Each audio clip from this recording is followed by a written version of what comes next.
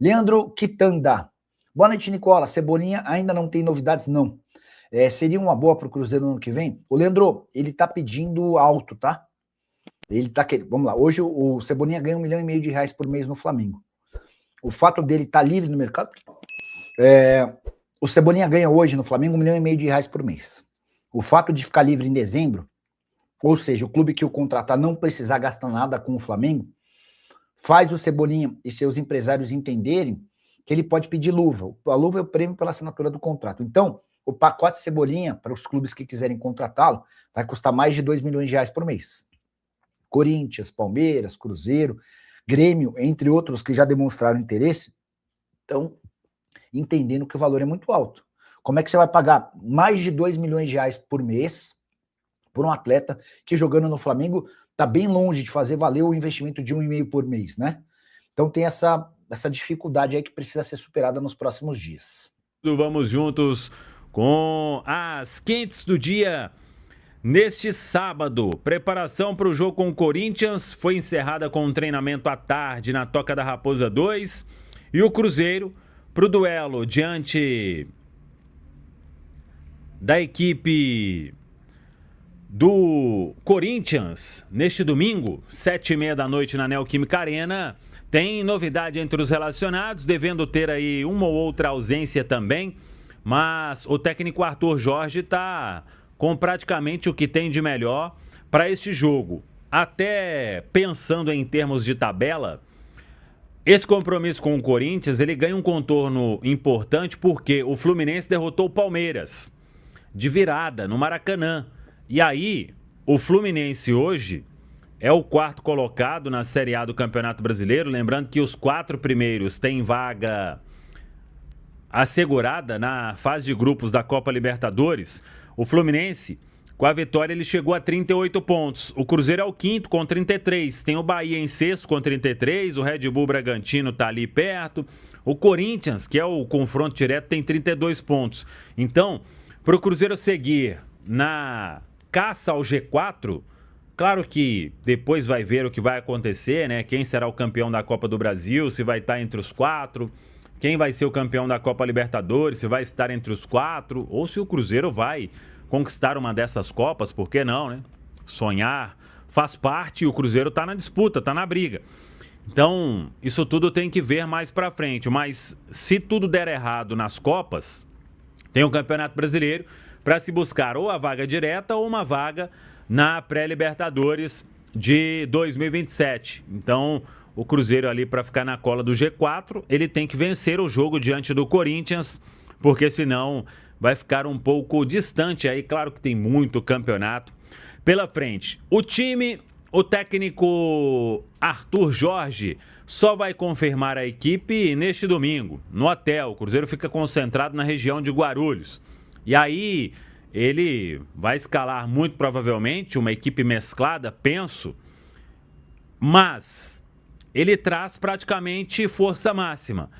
O que a gente apurou é que o Matheus Henrique, ele fica fora, aí talvez tenha a ver com a fratura, para não forçar nada, está suspenso na Copa Libertadores, e uma tendência do Wesley ser preservado, porque jogou contra o Mirassol, foi titular contra o Flamengo, então vai ser aí preparado para quarta-feira a decisão no Maracanã. Como vinha de um tempo sem jogar, não dá para colocar o atleta em jogos em sequência assim, correndo um risco aí de perder o jogador já neste começo. Mas a informação é que deve ser preservado aí, ficando à disposição para quarta-feira. Agora tem uma novidade: o Neisser Vidiarreal está de volta.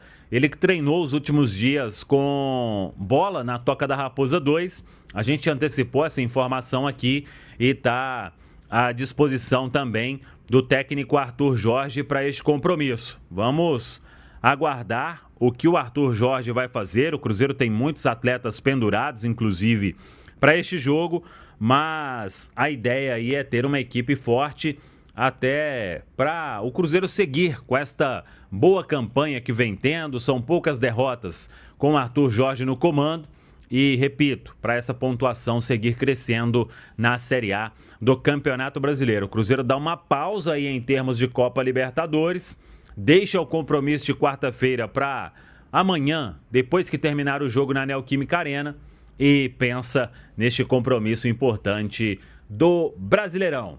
Tá falado, pessoal? Vamos falar sobre o adversário, então, conhecer o adversário. Tem, quando tiver, o Rafa, pronto, é só dar o ok, porque o Rodrigo Vessone, setorista do Corinthians, ele traz um panorama sobre o adversário para esse jogo de domingo e como deve chegar o Corinthians, que jogou ontem na Argentina, em Rosário, e agora vai se preparar para esse jogo contra o Cruzeiro, praticamente um treino, né? Um treino de sábado mesmo. Um abraço, diga lá, Rodrigo.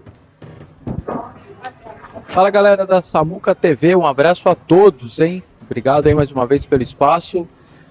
Estou aqui ainda na Argentina, então estou dizendo isso porque é muito difícil falar qualquer coisa do Corinthians, que só jogou na quinta-feira à noite diante do Rosário, empatou por 0-0, e aí até nós que acompanhamos, que estávamos com o time, no mesmo hotel e tudo mais, até a gente vai ter alguma dificuldade para entender o que vai acontecer para domingo, por conta do tempo muito curto. Os jogadores dormiram depois do jogo diante do Rosário, empate 0-0 pela Libertadores. Eles dormiram na Argentina, aí eles voltam para São Paulo nesta sexta-feira para poder minimamente fazer alguma coisa no CT ali de regenerativo.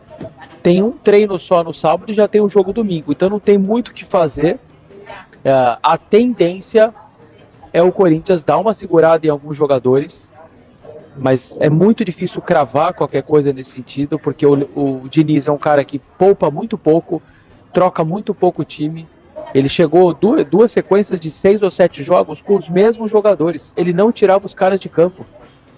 Então assim, só que teria uma Libertadores, ao mesmo tempo é só na quinta-feira.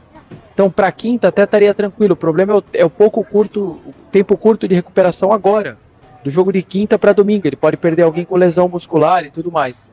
Então diante desse cenário eu vou ficar devendo informações um pouco mais precisas do Corinthians, porque realmente é um cenário muito difícil de saber, pelo tempo curto, pela importância do jogo de quinta-feira e sobretudo também porque o Diniz costuma esticar a corda dos caras e não poupar quase ninguém. Então se é um cara que sempre poupa, dava para cravar aqui que ia ser um time completamente reserva e tudo mais. O problema é que é o Diniz. Então não me espantaria ele entrar com o time titular, por exemplo, no final de semana e surpreender a todos. Ele tinha um jogo do Rosário, por exemplo, em Bragança ele pôs todo mundo, jogou o time titular. Então eu vou ficar devendo maiores informações aí a vocês, mas acho que eu trago esse panorama de dúvidas e de cansaço e tudo mais por esse tempo curto de situação em relação à partida da Libertadores. Combinado? Um abraço a todos aí, um abraço a toda a torcida do Cruzeiro também. Valeu!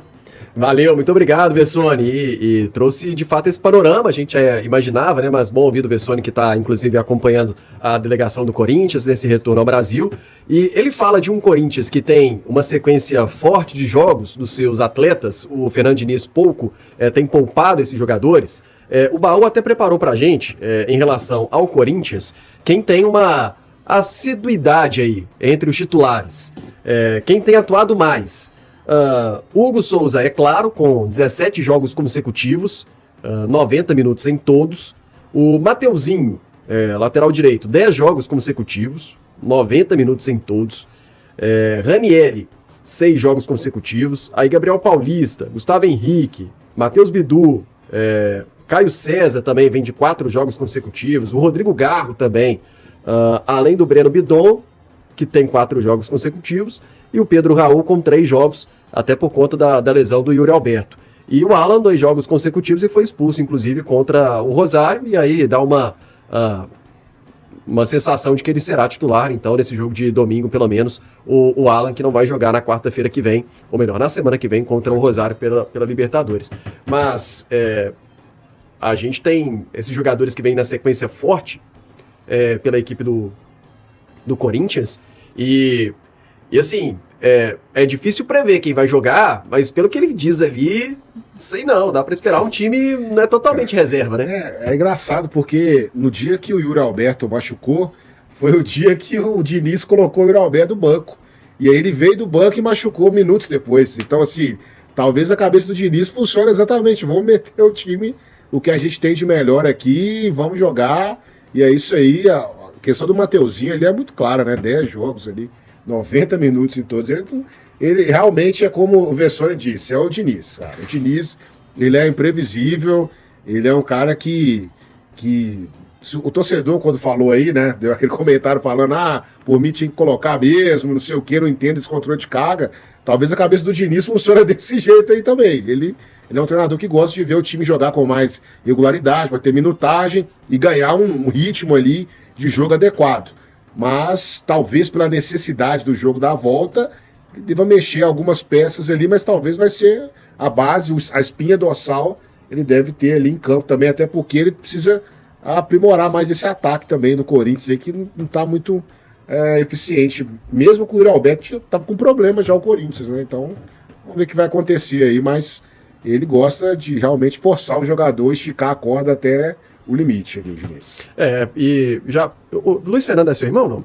Luiz Fernando acho que tá aqui, né? Tá aí, ele é meu amigo, né? Mas ele tá aí. Irmão de vida. Irmão de vida, exatamente. Então é isso aí, o Rafael tava na dúvida ali. O Juan, mas quem é mais perigoso do Corinthians nesse momento, hein? Cara, é difícil, né? Eu acho que assim, porque o Garro, ele por muito tempo ele ficou no imaginário ali do torcedor, né? Pela qualidade técnica ali, sabe? Eu acho que a questão do Corinthians, ele vem um pouquinho mais no coletivo, né? Quando os caras não têm o Depay, né? Agora que tá nesse processo, e o Yuri Alberto ali, que era aquele cara mais definidor, né? Eu acho que o ponto dele está um pouquinho mais nesse aspecto coletivo ali. O Pedro Raul é um centroavante, por mais que tenha as críticas ali, né? Um jogador que consegue fazer um pivô alto, forte, vai incomodar, né? O Bidon talvez seja hoje o jogador ali mais badalado desse aspecto técnico ali, né? De refino, da galera gostar. Eu tenho visto que esse trio ali, né? Não dá, se colocar o Pedro Raul, mas assim, o Caio César, o Bidon, o Garro, nas últimas partidas eles fizeram uma sequência, né? E foi até o que eu observei, assim, também, né, esse comentário que o nosso amigo fez, né, que se a gente pegar a defesa, por exemplo, nos últimos jogos do Corinthians, foi a mesma, assim, a linha de 4 ali toda, os volantes ali só trocou porque o Alan depois entrou um pouquinho, né, nos últimos jogos, mas aí foi expulso agora também, então provavelmente eu acho que talvez o Alan seja um jogador que jogue contra a gente, porque ele já não vai jogar o próximo. Então, mas eu acho que o Corinthians, talvez o perigo tá um pouquinho mais nisso, né? Seria esse coletivo e tal, né? E como que é incoerente, né? Essa questão do Diniz, assim, né?